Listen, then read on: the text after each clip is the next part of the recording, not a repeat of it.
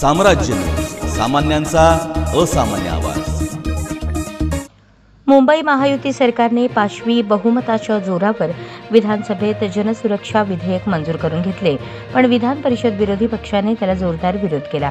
शिवसेना पक्षप्रमुख उद्धव ठाकरे यांनीही सरकारने आणलेल्या विधेयकाला शेंडावुडखा काहीच नसून त्यात देशविघातक कृत्य करणारे, देशद्रोही, नक्षलवादी अशा शब्दांचा उल्लेख करा आणि पुन्हा विधेयक आणा तरच पाठिंबा देऊ अशी सडेतोड भूमिका आज मांडली। या विधेयकाचे नाव जनसुरक्षा ठेवले असले तरी हे विधेयक भाजप सुरक्षा विधेयक आहे, कारण कोणत्याही जनाला कोणत्याही आरोपाखाली उद्धव ठाकरे यांनी आज विधान भवन आवारात प्रसारमाध्यमांशी संवाद साधताना जनसुरक्षा विधेयकाला विधान परिषदेत शिवसेना काँग्रेसच्या आमदारांनी विरोध केल्याचे सांगितले।